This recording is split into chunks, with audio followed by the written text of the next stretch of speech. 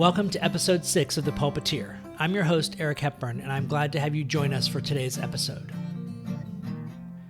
Today's podcast is entitled Prophets in the Graveyard, and it is an expression of my struggle to find deeper ways to honor Dr. Martin Luther King Jr. Day.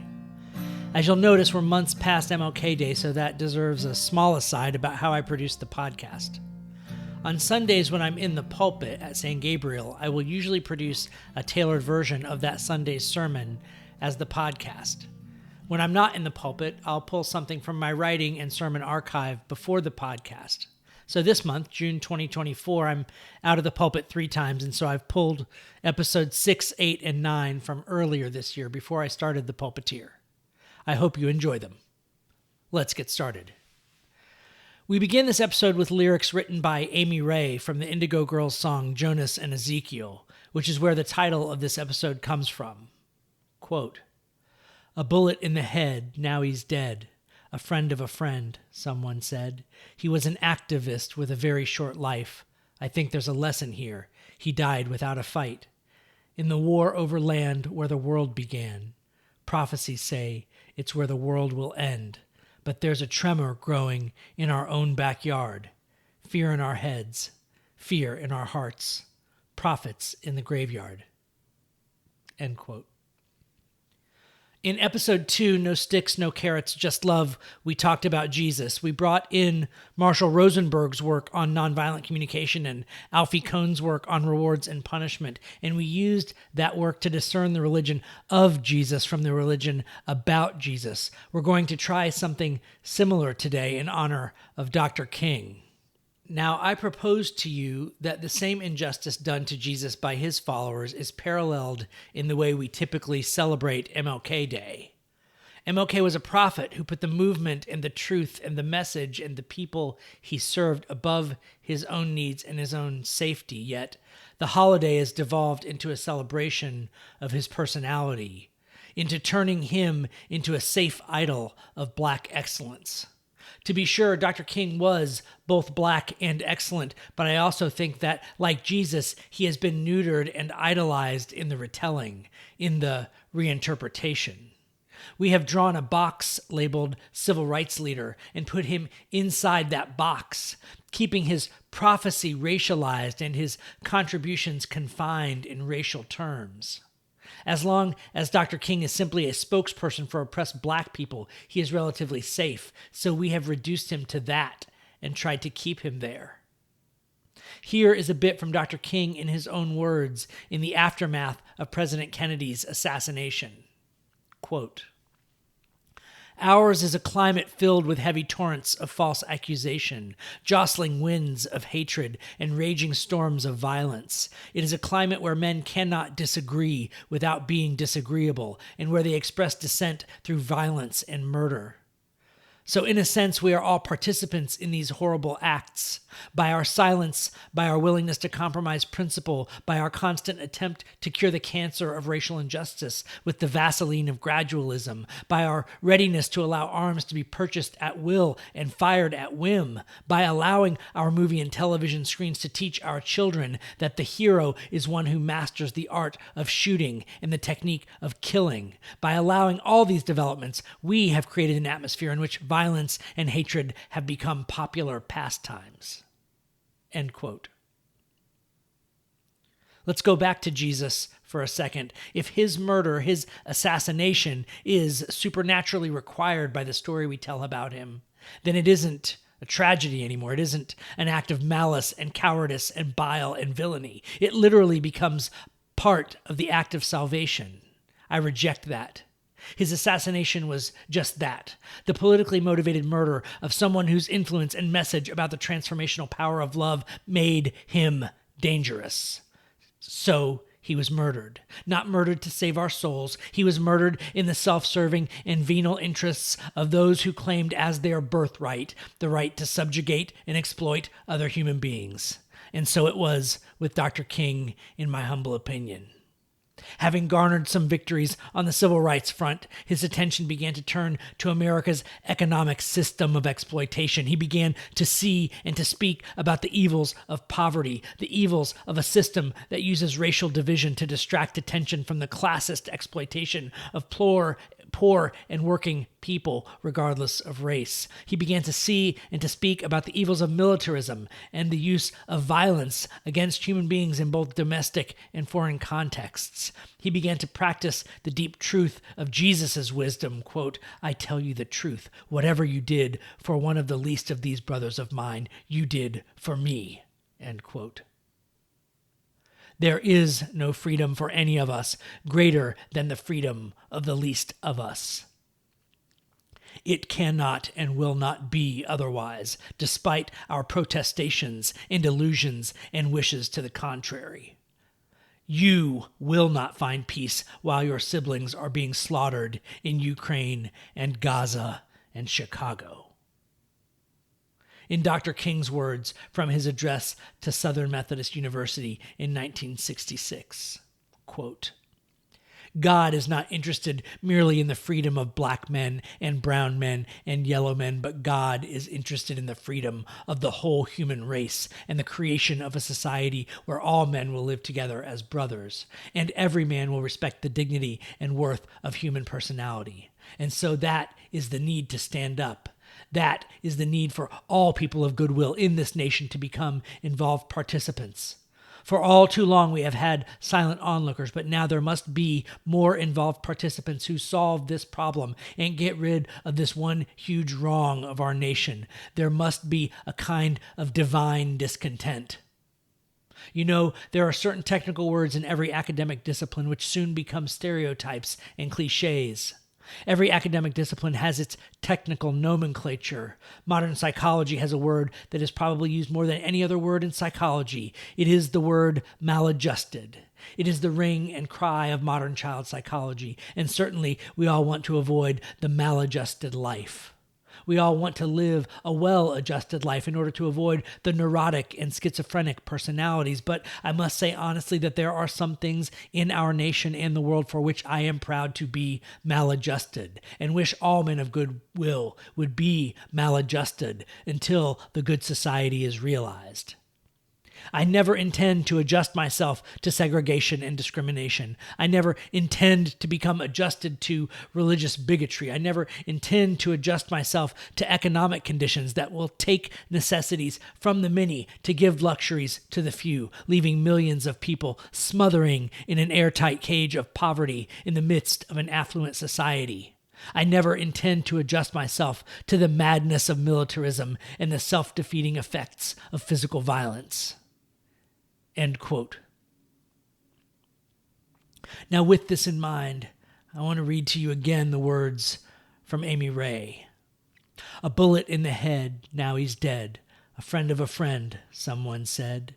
He was an activist with a very short life. I think there's a lesson here. He died without a fight. In the war over land where the world began, prophecies say it's where the world will end. But there's a tremor growing in our own backyard. Fear in our heads, fear in our hearts, prophets in the graveyard." End quote. That lyric wasn't written about Dr. King. It was one of two songs, the other being Chapel Hill by Sonic Youth, written about the murder of Bob Sheldon on February 21st, 1991. Bob was a peace activist who ran a well-known bookshop in Chapel Hill, North Carolina called The Internationalist. During the first Gulf War, Bob, an outspoken critic of the war and community organizer, was murdered while closing up his store. The killer was never found. Many suspect assassination. Here are Bob's own words. I believe that they echo the direction Dr. King was headed before his own assassination. Quote, "We are dedicated to the position that we have no country. We do not support mindless patriotic pleas for national unity, nor are we interested in keeping America number one. We support the unity and liberation of oppressed people worldwide and are working toward the day when all oppression and inequality will be removed from the earth." End quote. I want to repeat these echoes for you. From MLK in 1963, ours is a climate filled with heavy torrents of false accusation, jostling winds of hatred and raging storms of violence. It is a climate where men cannot disagree without being disagreeable, and where they express dissent through violence and murder. From Amy Ray in 1991, there's a tremor growing in our own backyard, fear in our heads, fear in our hearts. These words, these sentiments, they are as palpable and relevant today as they were the day they were written.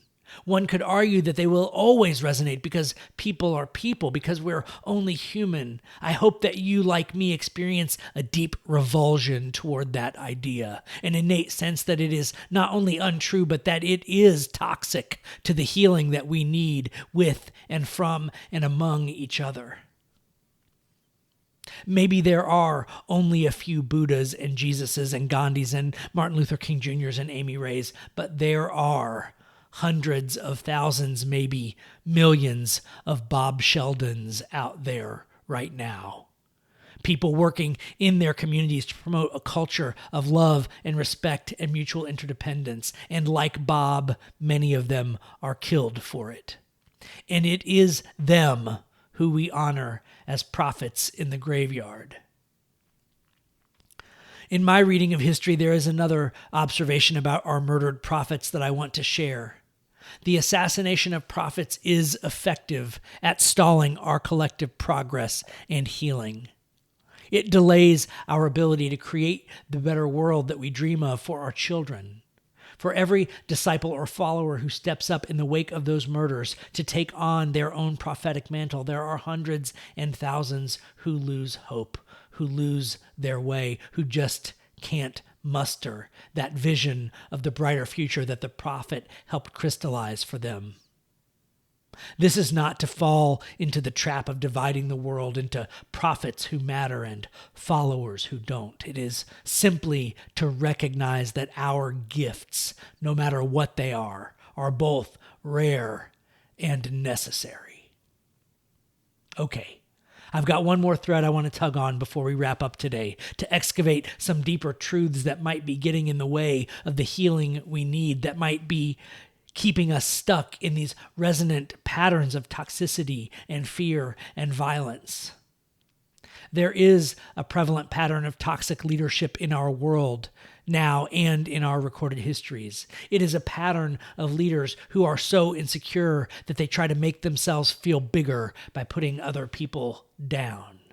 Sometimes they define swaths of society as also superior, like them. They fabricate stories about why who they are and what they are like is better than everyone else, is the best.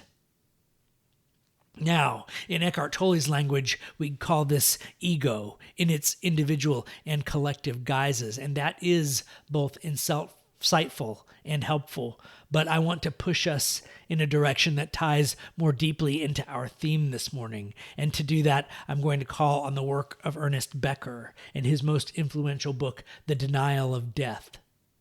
One of Becker's prime insights was the concept of an immortality project.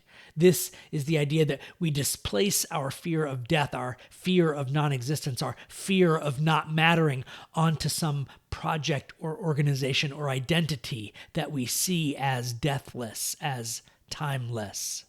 If we become identified with that thing that isn't going to die, then we have, in essence, dodged our own death. So instead of the individual ego, we develop a collective ego instantiated as an immortality project. So America number one turns into the nation state as immortality project. And we hear narratives about the inferiority of everyone who isn't American. And we hear narratives about what people are like who are, quote unquote, real Americans. And all of this happening with that same toxic intensity that we can always sense in egocentric action. Why? Because we have become alienated from death, alienated from grief. We don't know how to die, so we either kill or are killed. We don't know how to live, so we put all our eggs in the basket of our country or our political party or our workplace or our church or our town or our state or our favorite sports team. We pick something we think will last, and we lash ourselves to the mast, hoping to weather the storm of cruel mortality. But what we need in order to sit at the feet of our prophets instead of hanging them on crosses is to come to accept our own finiteness, our own temporariness, and then maybe we can learn how to build institutions that also know how to die, and thereby understand better how to serve the life that we are. I don't want an America that lasts forever. I've read enough speculative fiction to know the recipe for dystopia when I see it.